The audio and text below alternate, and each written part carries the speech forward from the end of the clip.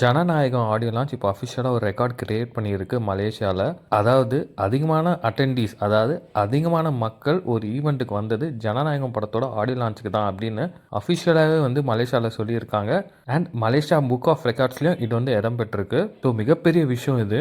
Director Lokesh இப்போது இந்த படத்தோட ஆடியோ லான்ச் அப்போ சில விஷயங்கள் சொல்லியிருக்காரு. அவர் என்ன சொல்லியிருந்தாருன்னா, இந்த படம் அதாவது ஜனநாயகம் படத்தோட டீம் மெம்பர்ஸோட நான் ஏற்கனவே ஒர்க் பண்ணியிருக்கேன். இந்த படம் வெற்றி பெற வாழ்த்துக்கள் அண்ணா, அப்படியே உங்கள் பெரிய பெரிய ஆசையும் வெற்றி பெற வாழ்த்துக்கள் அப்படின்னு லோகேஷ் வந்து விஜய் சாரை பார்த்து சொல்லியிருக்காரு.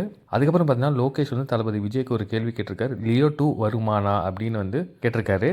அதை எனக்கு லியோ ரிப்ளை பண்ணி இருந்தால் பிளடி ஸ்வீட்டுன்னு சொல்லியிருப்பாரு அப்படின்னு லோகேஷே வந்து சொல்லியிருந்தாரு. உங்களோட பெரிய ட்ரீம் சக்ஸஸ் ஆக வாழ்த்துக்கள்னா, லாஸ்ட் படம்னு சொன்னது வருத்தமாக இருக்குது அப்படின்னு லோகேஷ் சொல்லியிருக்காரு. அண்ட் மாஸ்டர் அண்ட் லியோ என்னோட கெரியர்லேயே ரொம்ப இம்பார்ட்டண்ட்டான மூவிஸ். அண்ட் விஜயனா என்னோட லைஃப்பில் மிகப்பெரிய இம்பேக்ட் கிரியேட் பண்ணியிருக்காரு.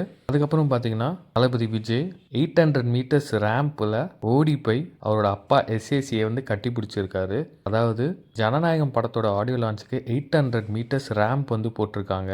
அந்த ஆடிட்டோரியம் கெப்பாசிட்டி பார்த்தீங்கன்னா 80,000 கெப்பாசிட்டி. ஸோ தளபதி விஜயோட அப்பா எஸ்ஏசி வந்து ஸ்டேஜில் வந்து இருக்கும்போது தளபதி விஜய் 800 மீட்டர்ஸ் ஓடி போய் அவரை கட்டி பிடிச்சிருக்காரு. அந்த வீடியோ இப்போ சோஷியல் மீடியாவில் பயங்கரமாக வைரல் ஆகிட்டு இருக்கு. ஸோ நீங்கள் இதை பற்றி நினைக்கிறீங்க அப்படின்னு கமெண்ட் பாக்ஸில் கமெண்ட் பண்ணி வீடியோ பிடிச்சி லைக் பண்ணுங்கள், ஷேர் பண்ணுங்கள், மறக்காம வீட்டை சப்ஸ்கிரைப் பண்ணி அப்படி பெல் ஐக்கானையும் கிளிக் பண்ணுங்கள்.